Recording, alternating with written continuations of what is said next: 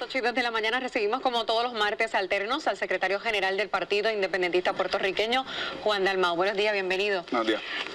Ustedes siempre han hablado de la Asamblea Constitucional de Estatus. Hace exactamente un año prácticamente Rubén Berríos hablaba de la manera de confeccionarla, de ir estableciendo esos mecanismos.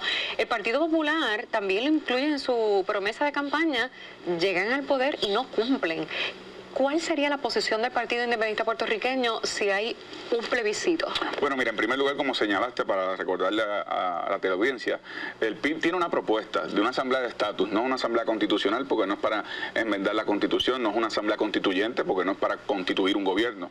Es una asamblea de estatus en donde estadistas, soberanistas, independentistas, elegiríamos, ¿verdad?, democráticamente a delegados que se reunirían cada cual a definir de acuerdo a su fórmula de estatus, y luego ir en conjunto, con unidad de propósito, con una sola voz, al gobierno de los Estados Unidos, al Congreso, al Ejecutivo, y emplazar a que respondan. Es decir, acabar ya con 115 años de debate. Tú entrevistabas hace un rato a la licenciada Zoe Lavoy, y pues le hacía las preguntas que nos hemos hecho los puertorriqueños tantas veces, que si la estadidad es con español, sin español, pagando impuestos federales, no pagando impuestos federales, si va a haber un proceso de territorio incorporado y luego la estadidad.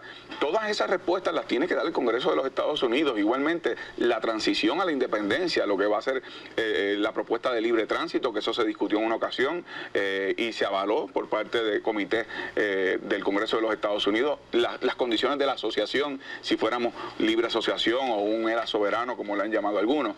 O sea, ya llegó el momento en que los puertorriqueños nos hemos quedado sin voz debatiendo por 115 años los tipos de estatus que nosotros aspiramos, pero el que tiene que responder no ha respondido y hay que presionarlo.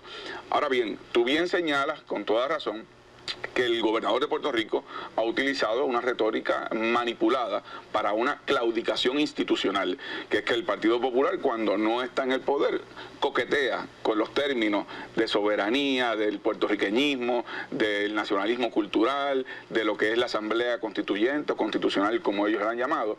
Tú ves el programa de gobierno y es una promesa. Si el presidente de los Estados Unidos no aprobaba o impulsaba legislación para que fuera autoejecutable de un plebiscito auspiciado por el Congreso de los Estados Unidos, el Partido Popular iba a convocar una asamblea constitucional, como ellos la han llamado. Sin embargo, ya tú ves, se han tratado de manipular los conceptos y decir que el plan de Obama ahora son los 2.5 millones de dólares, lo cual no es cierto. Ese no era el plan de Obama. El plan era impulsar legislación federal, y por lo tanto lo que hemos visto es una claudicación del liderato del Partido Popular que tendrá sus consecuencias electorales. ¿Qué va a hacer el PIB entonces si se da un plebiscito? Nosotros vamos a combatir cualquier pretensión de revertir lo que fue la expresión democrática del pueblo de Puerto Rico, el pasado plebiscito de un 54% que contundentemente rechazó el ELA actual, el ELA territorial.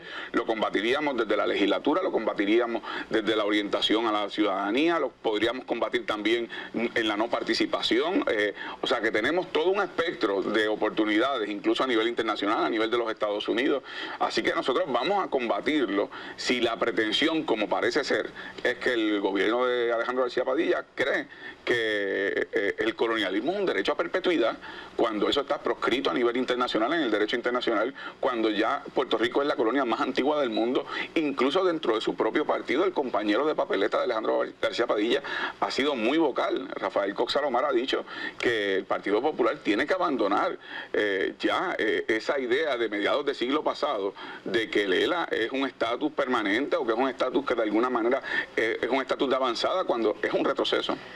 ¿Usted vislumbra algún tipo de reunión, alianza con esos sectores independentistas que no están obviamente afiliados al Partido Independentista Puertorriqueño, no interesan pertenecer o no están en esas filas y tienen otros movimientos, como han sido, por ejemplo, Movimiento Unión Soberanista, por ejemplo, de hacer algún tipo de alianza por la independencia en una consulta? Yo no descarto no solo ese tipo de alianza como tú señalas. Yo creo que la alianza, aquí se habla mucho de alianza, se habla de proyectos de país.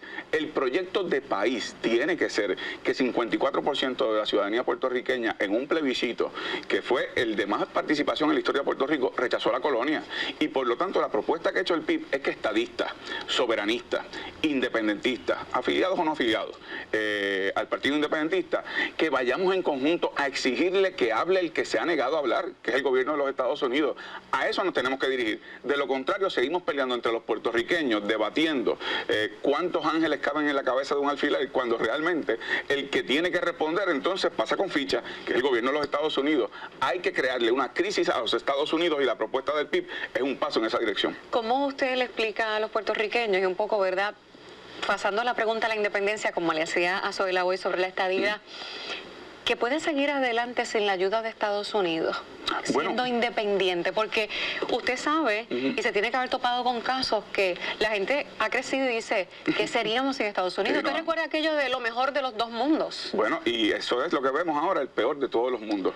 El país en quiebra, pero entiendo la pregunta, y entiendo que hay mucha gente que piensa que van a enrollar las carreteras, que va a salir la caña debajo de la tierra, y entonces porque con la estabilidad Fidel Castro llega por Aguadilla, Hugo Chávez ya no llega, pero el Ejército Rojo se va a levantar de la ceniza, todo eso. Con la estabilidad se habla de más fondos, y ahora mismo la gente no vislumbra, ¿verdad? Lo que cuando se habla, nos quedamos sin fondos, por ejemplo, del Obamacare. Siempre se mira para el norte, pero sin embargo hay un gran desarrollo, por ejemplo, en países de América Latina, suramericanos, toda América Latina. Y los mismos países con los que le metían miedo a este país, con la idea de su libertad, nos han pasado por el lado en términos de desarrollo económico. El caso de Puerto Rico, por ponerte un ejemplo, la crisis económica que tenemos actualmente sobre la deuda con los bonistas, podríamos tener acuerdos internacionales con el Fondo Monetario Internacional, por ejemplo, lo que hizo Grecia con la Unión Europea, lo que hizo Argentina, y pudo reestructurar el pago de su deuda y pudieron salir hacia adelante. Así que las herramientas de la independencia no es para pelear con los Estados Unidos, no es para declararle la guerra a los Estados Unidos, y un poco te lo decía en la hipérbole, ¿verdad?, en la exageración, de que aquí se ha aterrorizado el país con la idea de que por ahí vienen los rojos, y no es eso, al contrario, es tener buenos acuerdos de tú a tú con los Estados Unidos y con el resto de los países del mundo, utilizando lo que es una caja de herramientas completamente llena, que son los poderes que da la independencia. Y a eso es lo que yo aspiro. ¿Para qué? Para echar hacia adelante, para desarrollarnos económicamente, para que el país corte con la dependencia.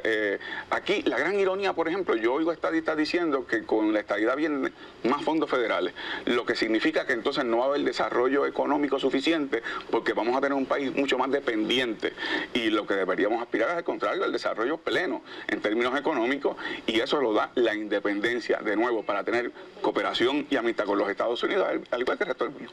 Muchas gracias, licenciado, por haber estado con nosotros en la mañana de hoy.